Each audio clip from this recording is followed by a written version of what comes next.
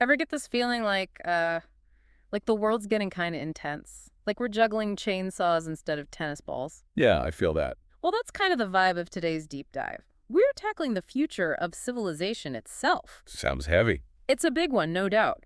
But we're diving deep with Daniel Schmachtenberger's ideas from his talks with Lex Fridman and Royal Wisdom. Really fascinating stuff. Right. He's that guy always connecting the dots between technology, human behavior. Yeah. Kind of like trying to predict the weather in a hurricane. Exactly, super complex. But here's the thing about Schmachtenberger. He doesn't sugarcoat it. He's like, hey, humans, we have a bit of a track record. Of, messing things up. Pretty much, yeah. Yeah. He points out how history is littered with civilizations rising and falling. Like a greatest hits of empires gone wrong. It's almost funny if it wasn't so, well, serious. And it's not just history repeating. Schmachtenberger says we tend to debase our own substrate. Okay, in English this time. Basically, we're consuming the resources we need to survive faster than the planet can replenish them. Like we're on a lifeboat, slowly drilling holes in the bottom, looking for more space. Okay, so not a sustainable strategy. Not even a little bit. So we've got this tendency to mess things up, plus technology that's advancing at warp speed. And Schmachtenberger's worried. Worried might be an understatement. It's like we're giving a toddler a rocket launcher. Okay, I get the analogy. We're seeing it play out already, right? Weaponized drones, bioweapons, AI so smart it can write poetry. Oh, and probably its own code to eventually take over the world, too. Yeah, hopefully not that last one, but you get the point. The power to cause serious damage is becoming more and more accessible. A recipe for disaster. Exactly. And then, as if that wasn't enough, there's this other big thing Schmachtenberger talks about, the war on sense-making. The war on. Is that just a fancy way of saying fake news? It's bigger than fake news, although that's definitely part of it. It's like, imagine a world where everyone's constantly being manipulated by information designed to control their thoughts and actions. Like we're all just puppets and someone else is pulling the strings. In a way, yeah. And the scariest part is, most of the time, we don't even realize it's happening. Schmachtenberger uses the example of Facebook, boasting about how well they can predict user preferences. Better than their spouses, right? Yeah. That's both impressive and terrifying. Exactly. They're harvesting massive amounts of data to figure out how to push our buttons. So it's like being stuck in this hall of mirrors, but instead of reflecting our physical selves. They're reflecting a distorted version of reality, carefully curated to keep us scrolling, clicking, and buying. And ultimately, to control us. Exactly. It's about more than just targeted ads, though. This affects our ability to have real conversations about important issues. Climate change, social justice, the economy, all of it. How can we address these challenges if we can't even agree on a basic shared reality? So where do we even go from here? I mean, it's easy to feel kind of helpless with all this talk of doom and gloom. Totally. It can feel overwhelming for sure. But Schmachtenberger is not just about pointing out problems. He actually offers solutions. And he does it in a way that's, Hopeful. yeah, hopeful, but like grounded hope. Okay, so then let's talk solutions. Where do we even begin? Do we all need to delete social media, go live off the grid? Well, a digital detox never hurt anyone.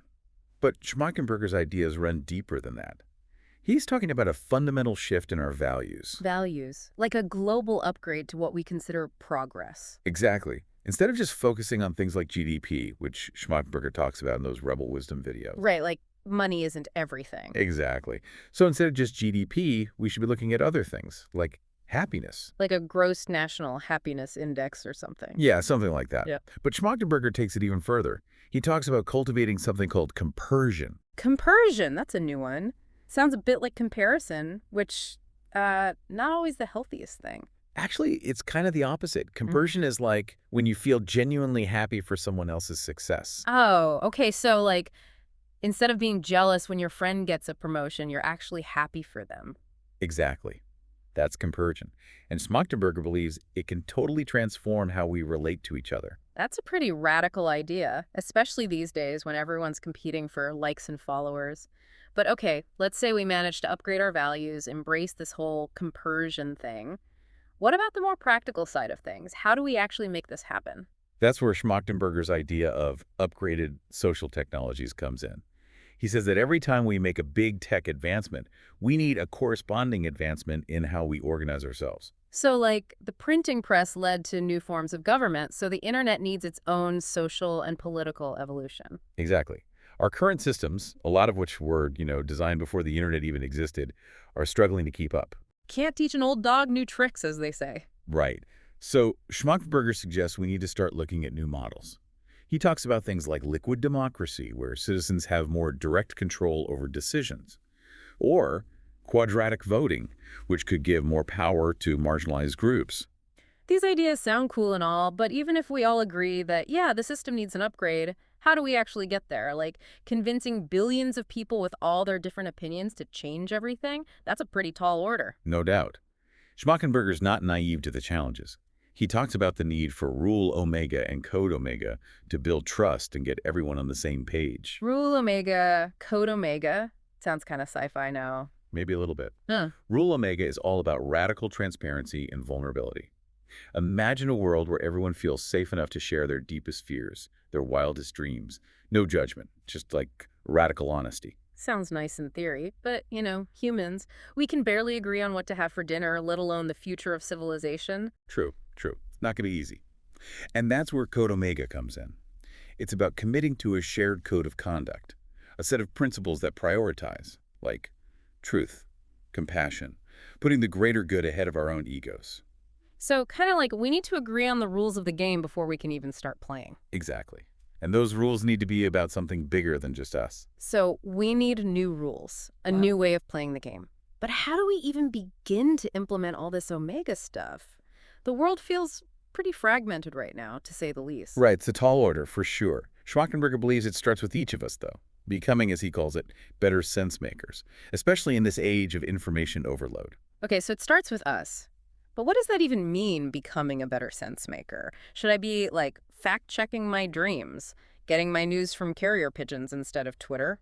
Uh-huh. Well, I can appreciate the commitment to going off the grid, but Schmachtenberger's talking about something a bit more nuanced than that. He really emphasizes this idea of diversifying our information diets.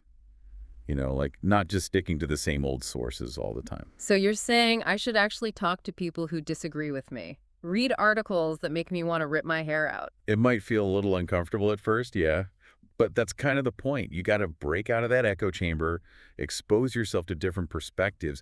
It's like Schmachtenberger says about building up that mimetic immunity, remember? Yeah, like building up our defenses against misinformation, like Yeah. getting a vaccine, but for our minds. Exactly. And just like with vaccines, the key is exposure. You expose yourself to these different viewpoints, you learn to spot those manipulation tactics, and you start to question your own assumptions. It's a process. So how do we actually do that? It feels like the internet's designed to keep us in these echo chambers, you know? Yeah, it takes conscious effort for sure. One thing Schmachtenberger suggests is to actively seek out sources that challenge your views. If you usually get your news from, say, one side of the political spectrum, try exploring the other side. And don't just read the headlines. Really try to engage with the arguments, even if you disagree. It's like that mimetic immunity workout, right? You got to expose yourself to those uncomfortable ideas to build up your resistance. Exactly. And another big part of this is cultivating what Schmachtenberger calls epistemic humility. Epistemic. Come again. Epistemic humility. It's a mouthful, I know.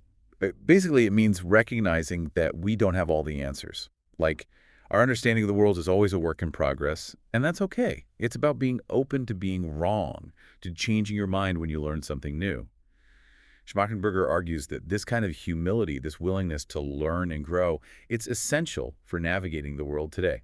So as we wrap up here, what's the big takeaway for our listeners? What's that one thing we want them to walk away with? If there's one thing to remember from Schmachtenberger, it's that we're not just along for the ride on this planet. We have a say in how this whole thing unfolds. But it starts with taking responsibility for our own thinking, for becoming more aware of how we form our beliefs. It's about cultivating that critical thinking muscle, questioning things, being open to new information, and maybe most importantly, being brave enough to change our minds. It might seem daunting, all these challenges we're facing, but it's not hopeless. It starts with us, with each of us taking that first step. And on that note, we'll leave you to ponder those big questions. This is The Deep Dive, signing off. Until next time, keep exploring, keep learning, and keep asking those tough questions.